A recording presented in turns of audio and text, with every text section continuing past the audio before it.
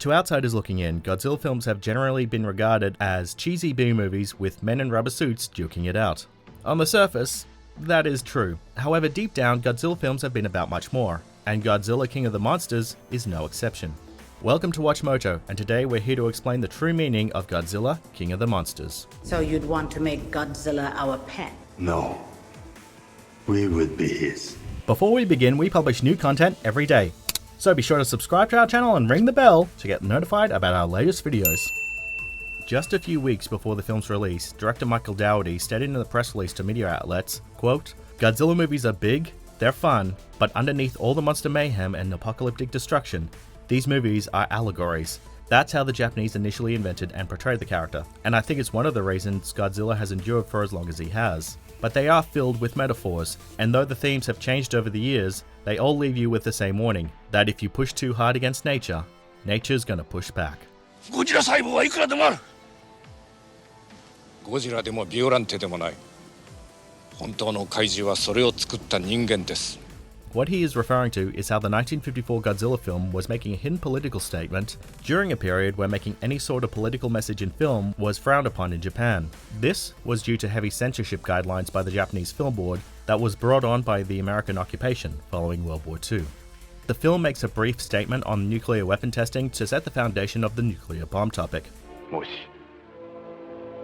水爆実験が続けて行われるとしたら、あのゴジラの同類がまた世界のどこかへ現れてくるかもしれない。 But the bulk of Godzilla himself was designed to be an allegory on the devastation of nuclear weapons, through the form of visual storytelling of Godzilla leaving Tokyo in flames and leaving an irradiated trail in his path.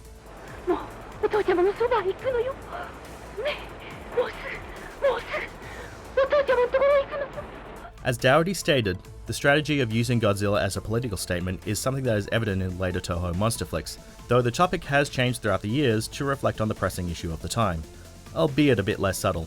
For example, The Return of Godzilla in 1984 touched on the Cold War tensions between the United States and the Soviet Union at the time. Godzilla vs. Hedorah was an excessive message on excessive pollution, and I mean excessive.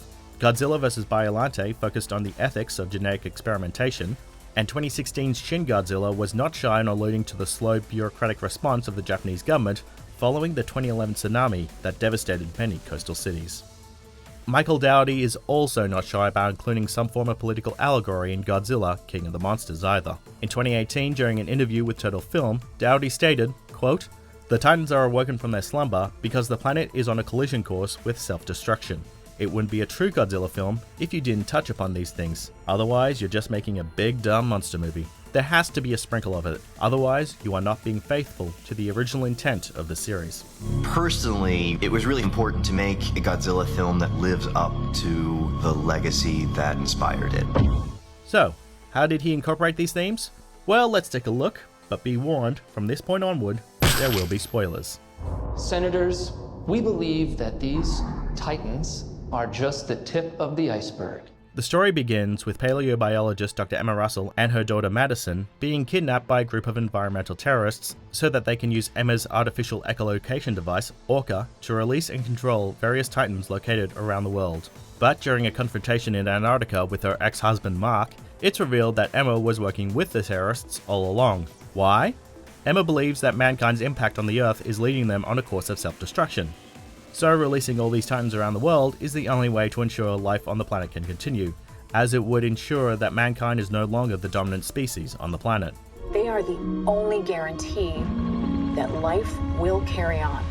Not surprisingly, everyone else thinks Emma is crazy, since the rise of all these Titans around the world would cause the deaths of millions of people. But Emma is aware of this consequence and maintains that it is necessary for life as a whole to continue on Earth, including humanity. Wow, Thanos is one hell of an influence. Our world is changing. The mass extinction we feared has already begun, and we are the cause. So now we have our climate change foundation, alluding to the crisis threatening our world. As for the allegory, well, that comes in the form of the latest monster they have released, King Ghidorah, from beneath the ice of Antarctica. Shit. The biggest difference to King Ghidorah in this film compared to his Toho counterparts is that wherever he flies, he brings with him a Category 6 hurricane.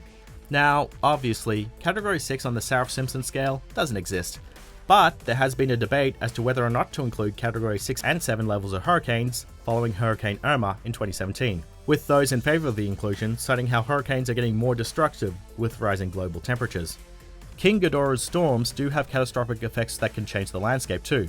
For example, we see Washington DC ripped apart by tornadoes and lightning storms, and it is so heavily flooded by rising sea levels that ships are now able to sail through it.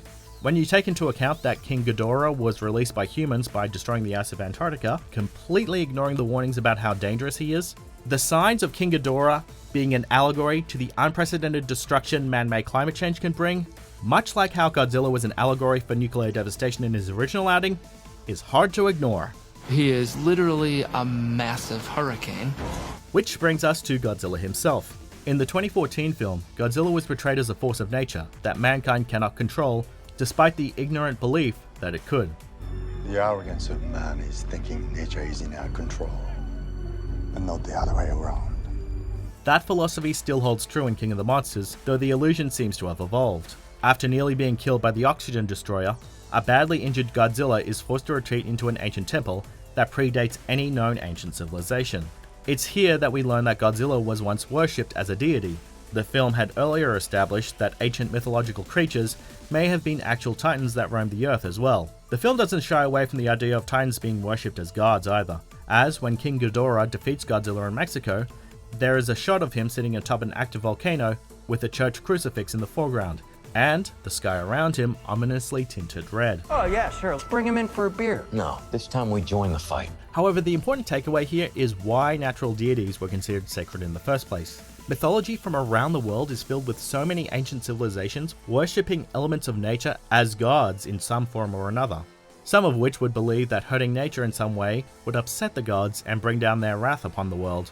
While the film never directly supports or criticizes religion, it does highlight how without a greater oversight threatening destruction, or the belief of one, how mankind as a whole has been allowed to cause untold damage to the planet with little repercussion. Which of these titans are here to protect us? And which of these titans are here to threaten us? So here's where this leaves us. Godzilla symbolizes the natural world, and King Ghidorah symbolizes mankind's destruction on the natural world. Godzilla nearly defeats Ghidorah on the first two occasions. The first time, he retreats. Second time, Godzilla is nearly killed by humanity, while Ghidorah is able to get even stronger by their actions. In the film's climax, the two are also joined by Rodan and Mothra. Rodan, for the most part, will bow to whichever monster is stronger than him, but Mothra plays a more important role here. Mothra, queen of the monsters. During the final battle, Ghidorah nearly kills Godzilla again by carrying him into the upper atmosphere and dropping him in a fiery re-entry, only to be saved by Mothra, who sacrifices herself to save the big guy, while also passing her essence over to him. The key takeaway here though isn't just that Mothra gave Godzilla the upper hand to defeat Ghidorah, but rather that she was young. Remember, she only hatched at the very beginning of the film, a representation of youth. More importantly, how powerful the youth can be with their combined efforts, and how they can make nature stronger. And how when they're in their maturity, they can pass on what they've achieved to the next generation in the hints of Mothra laying another egg as depicted in the end credits.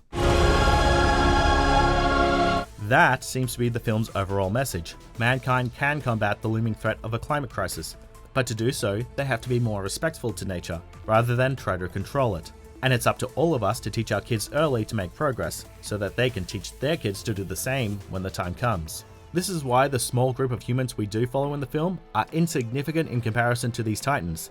If the film had focused too much on them, the overarching message about the state of the planet would be dwarfed by something insignificant in the grand picture. Climate change isn't something a small group of people can fix. It has to be a combined international effort, which is what that final shot in the film was likely representing, as these monsters came from all over the world to pay their respects to Godzilla, aka nature.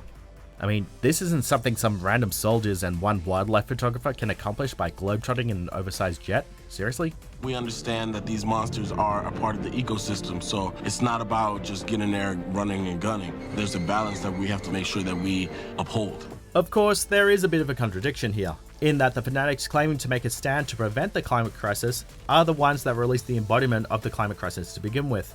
So Michael Dowdy's analogy isn't perfect.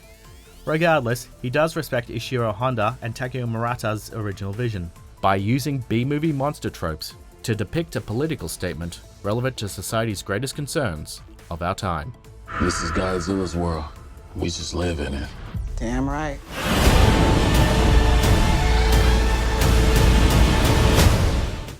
Check out these other great clips on WatchMojo, and be sure to subscribe and ring the bell to get notified about our latest videos.